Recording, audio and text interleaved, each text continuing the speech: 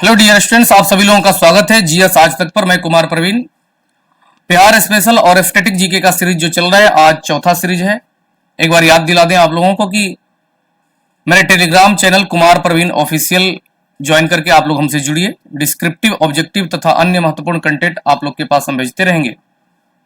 आइए शुरुआत करते हैं आज के क्वेश्चन को बिना देर किए। पहला प्रश्न आपके सामने काफी महत्वपूर्ण। पहला नंबर प्रश्न है कि अंग्रेजों ने गुलजार बाग में अपनी फैक्ट्री कब स्थापित की थी।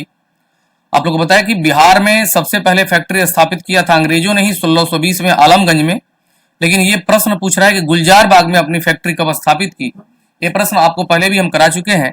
राइट आंसर आपका 1651 में गुलजार बाग में, जबकि 1620 में आलमगंज में, 1632 में डचों ने पटना में अपनी फैक्ट्री स्थापित की थी।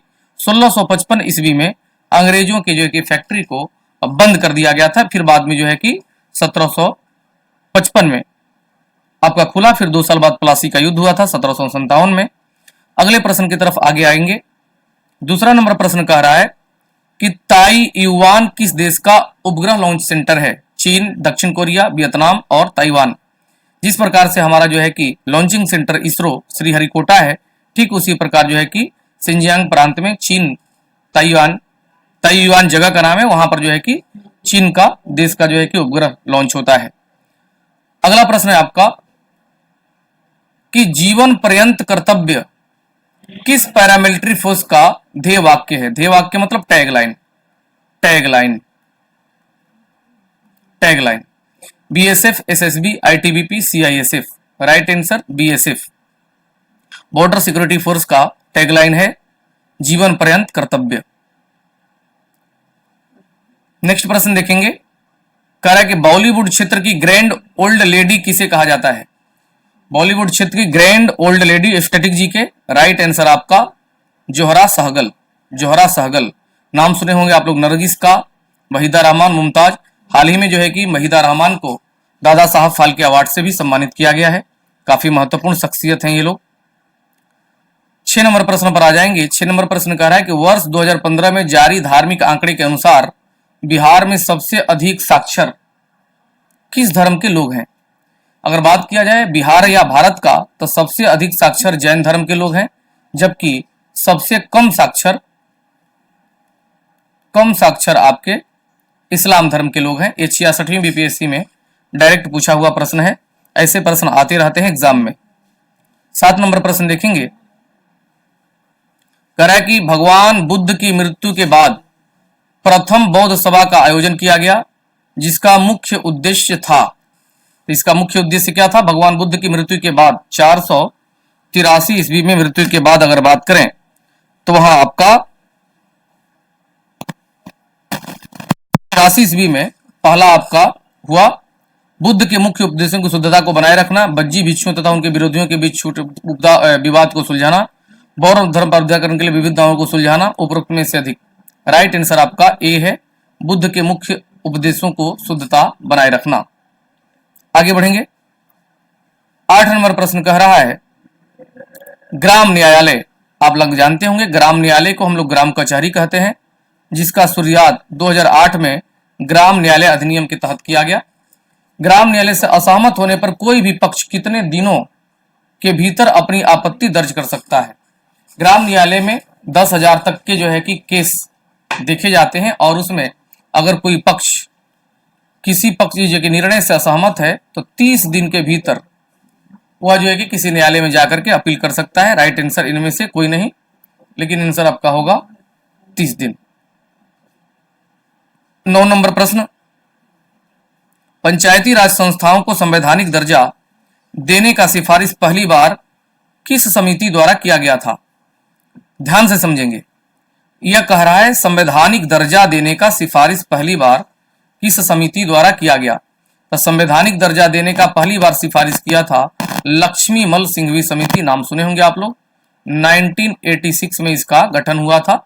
इसके बाद जो है कि 1988 में पीके थुंगन समिति का गठन किया गया। इसके आधार पर वर्तमान का पंचायती राज व्यवस्था लागू है। लेकिन अगर कहेगा कि पंचायती राज के लिए सुझाव देने के लिए, तब बलवंत राय मेहता समिति 1957 में, जीवीके राव समिति जो था वो 1985 में जो है कि किया था। आगे क्वेश्चन देखेंगे। नेक्स्ट क्वेश्चन 9 और 10 आपका रिपीट था। 11 नंबर प्रश्न देखेंगे। कह रहे कि बिहार में छात्र नौजवानों को जागरूक करने हेतु असहयोग आंदोलन के दौरान निम्न में कौन सा समाचार पत्र चलाया गया था? तो असहयोग आंदोलन के दौरान तरुण भारत चलाया गया, जबकि हुंकार का अगर बात करेंगे तो हुंकार किसानों को जागरूक करने के लिए स्वामी सहजानंद सरस्वती द्वारा चालू किया गया था। भारत छोड़ो आंदोलन के दौरान अग्रदूत शुरू किया गया था। इसमें राइट आंसर आपका यह है तरुण भारत। 12 नंबर कह रहा है कि निम्न में कौन घास का मैदान और संबंधित क्षेत्र सुमेलित नहीं है। अब जरा आ जाएंगे। इसमें कह रहा है कि prairie Argentina, downs Australia, Canterbury New Zealand, पटाना श्रीलंका। तो डाउन्स ऑस्ट्रेलिया, कैंटरबरी न्यूजीलैंड और पटाना श्रीलंका ठीक है, लेकिन अर्जेंटीना में वेल्ड है, वेल्ड न कि प्रेयरी मध्य एशिया, इसलिए गलत है, लेकिन राइट आंसर आपका ए होगा। नेक्स्ट क्वेश्चन आ जाएंगे। कह रहा है कि आप लोग का जवाब देंगे 13 नंबर का। जनगणना 2011 के अनुसार साक्षरता दर के आधार पर राज्यों को अवरोही क्रम में व्यवस्थित करना है, अवरोही क्रम में। जवाब देंगे उसका। तो इसमें आपका पहले नंबर पर है मिजोरम, जो सबसे ज्यादा साक्षर है, मिजोरम। उसके बाद जो है कि आपका दूसरा नंबर पर है गोवा, ये पहला नंबर पर है, ये हो गया आपका दूसरा नंबर पर।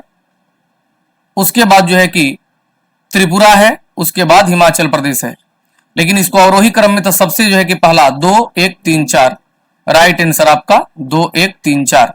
अवरोही क्रम में मतलब सबसे पहले जो है कि बड़ा छोटा छोटा छोटा छोटा छोटा, और आरोही क्रम में पहले छोटा लास्ट में बड़ा होता है। नेक्स्ट क्वेश्चन कह रहा है एपेक का पूरा नाम क्या है? तो है Asia Pacific energy cooperation, Australia Pacific energy cooperation, Asia Pacific economic cooperation. Right answer Asia Pacific economic cooperation, यानी एशिया महादेश के देश हैं और पैसिफिक ओशियन में जो छोटे मोटे द्वीपीय देश हैं उनके लिए एक संगठन स्थापित किया गया है जिसको एपेक कहते हैं। 15 नंबर प्रश्न कह रहा है कि रुद्रम 1 क्या है? रुद्रम 1 यह प्रश्न एक बार आया हुआ है हाल फिलहाल में 2 साल के अंदर किसी एग्जाम में। राइट आंसर आपका है यह एक एंटी रेडिएशन मिसाइल है, रुद्रम 1। कोरिया का विभाजन किस समानांतर रेखा द्वारा किया गया है? कोरिया का बात करेंगे तो उत्तर कोरिया और हम दक्षिण कोरिया की बात कर रहे हैं। बीच में से कौन समानांतर रेखा गुजरती है? आपके सामने 49, 17 और 38 है, 48 भी है। तो 49वीं समानांतर रेखा आप जानते होंगे कनाडा और अमेरिका के साथ, जबकि अगर कोरिया का बात करेंगे तो आपका है 38वीं समानांतर रेखा। 17 नंबर प्रश्न देखेंगे। किसी देश में पैदा होने वाले निजी आय में किसे शामिल नहीं किया जाता है? किसी देश में पैदा होने वाले निजी आय में किसे शामिल नहीं किया जाता है? आप जानते होंगे किसी भी क्षेत्र के अंतर्गत और 1 साल के अंतर्गत उत्पादित सभी अंतिम वस्तुओं का मूल्य तथा सेवाओं के मूल्य को हम लोग जीडीपी कहते हैं, लेकिन इसमें विदेशी अगर जो पैसा कमाया उसको निकाल दिया जाता है और देश के लोग जो विदेश में पैसा कमाकर भेजते हैं उसको जोड़ दिया जाता है। यहाँ पर जरा ध्यान रखेंगे, विदेशी ऋणों पर वर्तमान भुगतान जो होगा वो हमारे राष्ट्रीय आय के अंतर्गत शामिल नहीं होगा, यानी उसको माइनस कर दिया जाता है। 18 नंबर प्रश्न काफी इजी प्रश्न है, इकोनॉमिक्स का प्रश्न है। अधिकांशतः प्राकृतिक प्रक्रियाओं द्वारा, या हम लोग इसको कह सकते हैं प्रकृति प्रदत्त, अधिकांश प्राकृतिक प्रक्रियाओं द्वारा किसी वस्तु का उत्पादन किसका क्रियाकलाप है? यह आपका है राइट आंसर प्राथमिक, प्राइमरी सेक्टर। और प्राइमरी सेक्टर्स का वैल्यू एडिशन कर करके इसको सेकेंडरी सेक्टर यानी उद्योग और विनिर्माण के तहत आता है। तृतीय क्षेत्र में यह सहायता करता है इसको। राइट आंसर आपका प्राथमिक उद्योग। 19 नंबर प्रश्न काफी इजी प्रश्न है, आप लोग जवाब देने का प्रयास करेंगे। निम्नलिखित फसलों में से कौन सी एक फसल खरीफ फसल नहीं है? कह रहा है मक्का, धान, गेहूं, चना और मक्का, धान, गेहूं और चना। तो मक्का खरीफ फसल है, खरीफ फसल की बुआई जून जुलाई में होती है और कटाई अक्टूबर नवंबर में होगी, जबकि रबी फसल की बुआई अक्टूबर नवंबर में होगी और कटाई मार्च अप्रैल में। तब मक्का और धान खरीफ फसल है, जबकि गेहूं और चना ये दोनों रबी फसल है। 3 और 4 ये रबी फसल है, ना कि खरीफ फसल। चलिए 20 नंबर प्रश्न आपका है, ग्रीन ऑस्कर का वास्तविक नाम निम्नलिखित में से कौन है? ग्रीन ऑस्कर का वास्तविक नाम निम्न में से कौन है? पांडा अवार्ड, नैप रायमन मैग्सेसे अवार्ड, शांति पुरस्कार, इनमें से कोई नहीं। तो पांडा अवार्ड को हम लोग कहते हैं ग्रीन ऑस्कर। और एक बात ध्यान रखेंगे, एक ग्रीन व्हीटली अवार्ड भी होता है, ग्रीन व्हीटली अवार्ड, और हाल ही में यह पूर्णिमा देवी वर्मन को मिला है भारत में। लेकिन ग्रीन ऑस्कर कहेगा तो वहां पर हम लोग पांडा अवार्ड लेंगे। आज 20 प्रश्नों के श्रृंखला के साथ हम लोग आए। 5 प्रश्न जो थे थोड़ा सा उसमें कुछ बाय मिस्टेक हो गया था, तो आज 20 प्रश्न के साथ रहेंगे, लेकिन कुछ इन्फॉर्मेशन के साथ हम लोग आगे आ रहे हैं। आगामी मेरा जो है कि आप लोग के साथ एक नया सेशन शुरू करने का मेरा मन है। जैसे मान लेते हैं कि हिस्ट्री के किसी ऐसे फैक्ट को शायद जो आपको जानते नहीं है, या जानते भी हैं तो थोड़ा कहानी के इंटरेस्ट को बनाने के लिए हम लेकर के आने वाले हैं नया सीरीज, इतिहास से संबंधित, भूगोल से संबंधित। अभी नया शुरू करने जा रहे हैं, चाह रहे हैं कि आप लोगों का ऐसे ही स्नेह प्रेम और लगाव मिलता रहे। हम लेकर आने जा रहे हैं कि बिहार के क्रांतिकारियों की कहानी, कुमार प्रवीण की जुबानी।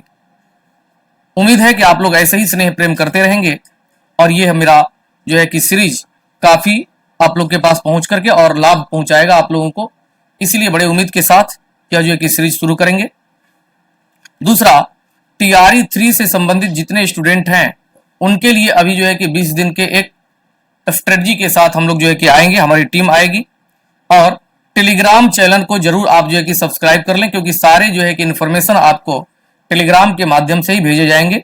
एक बार फिर से सुन लेंगे, टेलीग्राम का जो लिंक है और वो आपका यूट्यूब चैनल के डिस्क्रिप्शन बॉक्स में दिया गया है, लेकिन हम फिर भी बता रहे हैं, Kumar Praveen official Telegram channel को आप लोग जो है कि जरूर सब्सक्राइब करें। मिलते हैं फिर हम लोग इस जो है कि सीरीज के साथ और फिर महत्वपूर्ण प्रश्नों के साथ। जुड़े रहें, ऐसे ही स्नेह प्रेम करें। आप सभी लोगों का बहुत बहुत धन्यवाद। चैनल को सब्सक्राइब करें और शेयर करें ताकि हमको और प्रोत्साहन मिले ऐसे प्रश्नों को लाने के लिए। धन्यवाद।